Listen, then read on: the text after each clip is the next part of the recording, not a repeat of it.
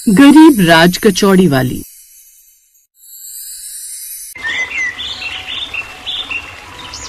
दिल्ली शहर के पॉश इलाके की खान मार्केट में एक बड़ी सी राज कचौड़ी की दुकान थी, जिसके बाहर एक बोर्ड पर बड़ा सा लिखा हुआ था, गरीब राज कचौड़ी वाली। एक रोज उस बड़ी सी दुकान के बाहर एक फटे पुराने मैले कुचले कपड़ों में एक औरत बड़ी देर से खड़ी होकर गार्ड से कुछ कह रही थी। बस एक बार मुझे अंदर जाने दीजिए भाई साहब। सॉरी, लेकिन यूँ आप ऐसी हालत में अंदर नहीं जा सकती। और अब समझिए, यहाँ की राज कचौड़ी के दाम बड़े महंगे हैं, आप नहीं खरीद पाएंगे। अब आप जाइए यहाँ से। भाई साहब, आप गलत समझ रहे हैं। अच्छा, एक बार मैनेजर साहब को बाहर बुला दीजिए। उसके बार बार रिक्वेस्ट करने पर गार्ड मैनेजर को बाहर बुलाता है। साहब, काफी देर से एक औरत फटे हुए कपड़ों में बाहर खड़ी है और कब से बड़ी मैडम से मिलने की जिद किए जा रही है। जब मैंने इनकार कर दिया तो वो आपसे मिलने के लिए कह रही है। अच्छा ठीक है, चलो। मैनेजर बाहर आता है तो वो औरत उससे हाथ जोड़कर कहती है, साहब मैं कुछ मांगने नहीं आई हूँ, आप बस एक बार मैडम से मिलवा दीजिए, मेरा उनसे मिलना बड़ा जरूरी है।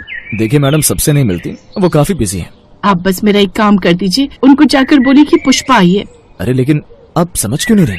ये तो हमारी शराफत है कि हम आपसे तमीज से पेश आ रहे, क्योंकि हमारी मैडम नहीं चाहती कि यहाँ आने वाले किसी भी इंसान से हम बदतमीजी करें। इसीलिए बेहतर यही होगा कि आप यहाँ से चली जाएं। आप बस एक बार उनसे जाकर बोल दीजिए कि पुष्पा उनसे मिलना चाहती है। अगर उन्होंने इनकार कर दिया तो मैं चुपचाप यहाँ से चली जाऊंगी।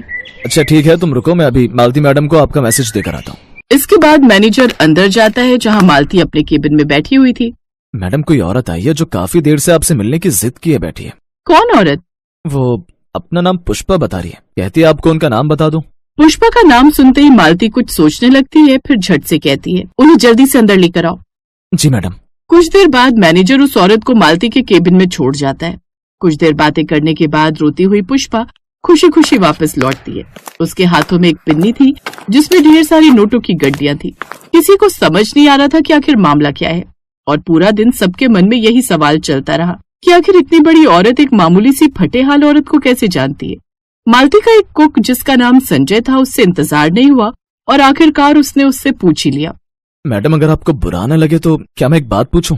पूछो संजय, और बुरा लगने वाली कौन सी बात है? ये बड़ी सी दुकान मेरा घर है और तुम सब मेरे परिवार के सदस्य की तरह हो। Thank you so much madam. Madam, वो औरत कौन थी जो आज सुबह आपसे मिलने आई थी? पहले वो कितनी उदास थी, लेकिन आपके कैबिन से बाहर आकर तो वो बड़ा खुश थी। ये बात सुनते ही कुछ देर के लिए मालती चुप हो जाती है, जैसे किसी ने उसकी दुखती रग पर हाथ रख दिया हो। कोई बात नहीं मैडम, अगर आप नहीं बताना चाहती इट्स ओके, लेकिन आप उदास मत होइए।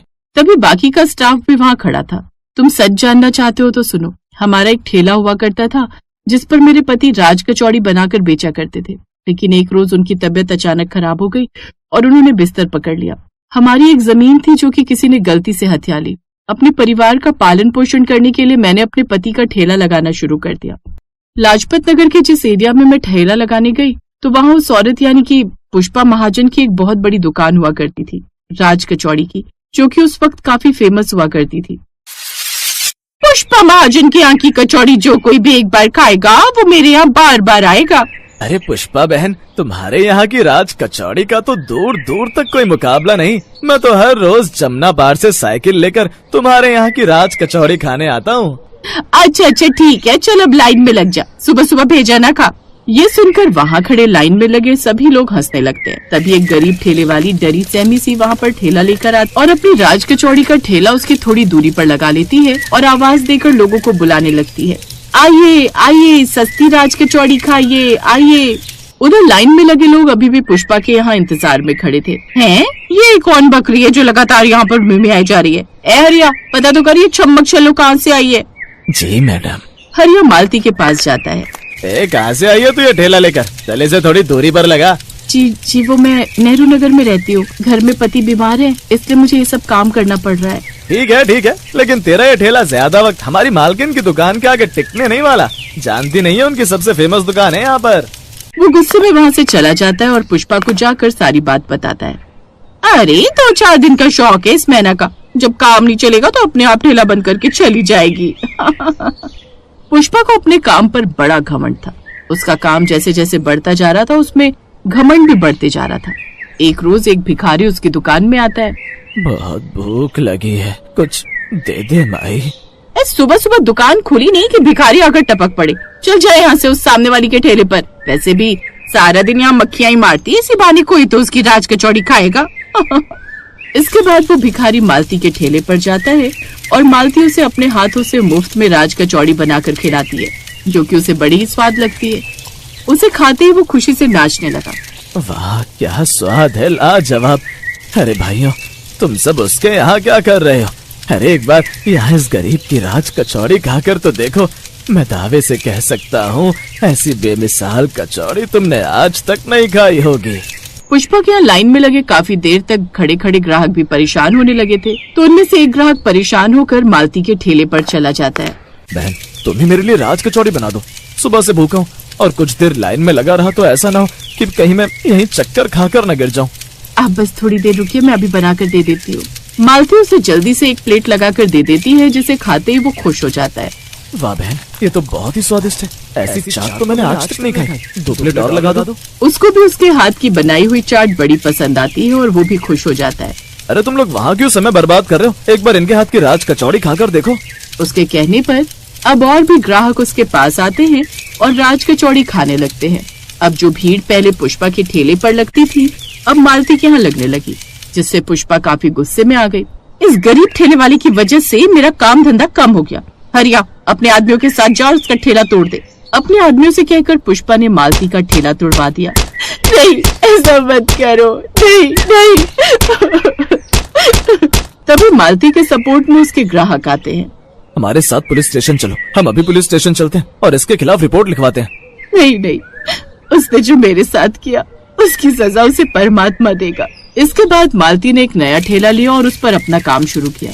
उसके ग्राहक उसके साथ थे, इसलिए उसे किसी बात की चिंता नहीं थी। अब वो दिन पर दिन अच्छी कमाई करने लगी और पुष्पा के ग्राहक काफी कम हो गए। फिर एक रोज बाहर मौसम खराब था कि तभी अचानक पुष्पा की दुकान में शॉर्ट सर्किट हो गया और उसकी सारी दुकान जलकर खाक हो गई। अब पुष्पा को उसके कर्मों का फल मिल गया। बस उस रोज के बाद पुष्पा की माली हालत काफी खराब हो गई और वो दर दर भटकने लगी। आज उसके बच्चे की तबीयत खराब थी, इसलिए उसको पैसों की जरूरत थी, तो मैंने उसकी मदद कर दी। ईमानदारी, मेहनत और सच्चे स्वाद की कद्र हर कोई करता है, चाहे ठेला हो या होटल। इंसान का साफ दिल और नियत उसे जीवन में सफल जरूर बनाती है। इंसान का साफ दिल और नियत उसे जीवन में सफल जरूर बनाती है।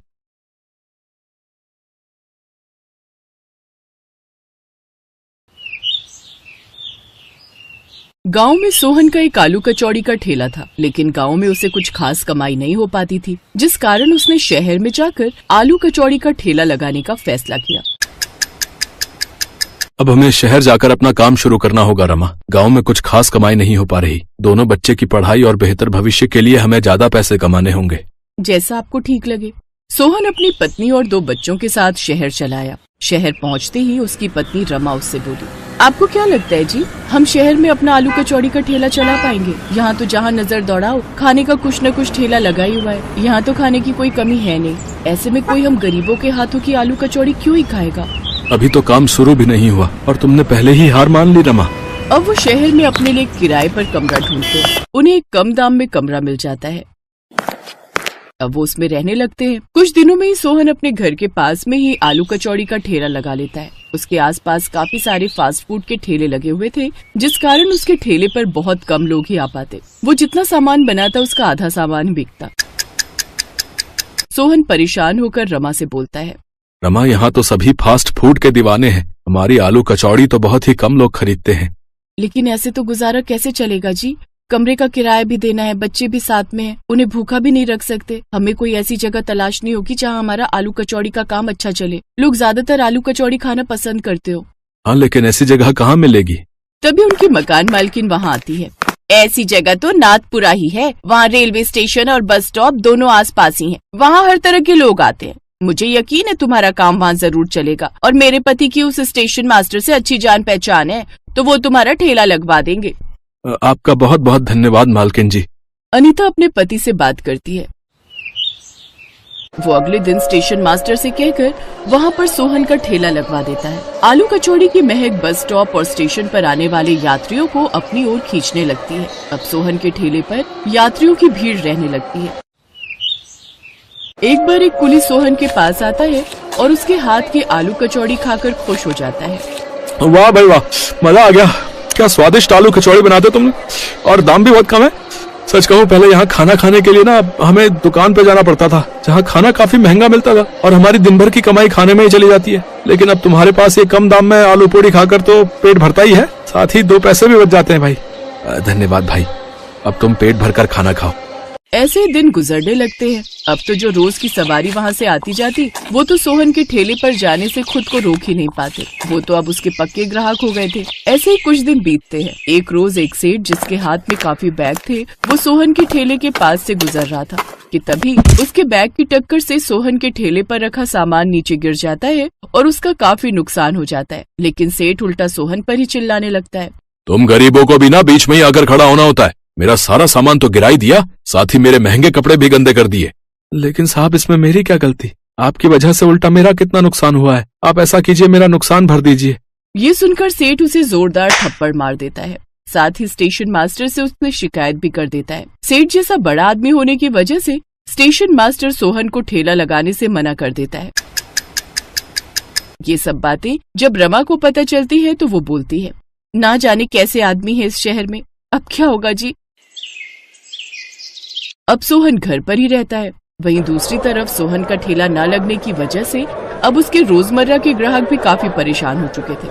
अब तो लोग इतना ट्रेन और बस के बारे में नहीं पूछते थे जितना वो सब सोहन के बारे में पूछते थे। अरे सोहन भाई की आलू कचौड़ी में जो बात थी वो और किसी भी खाने में नहीं। सच में उनकी आलू कचौड़ी की बहुत याद आती है।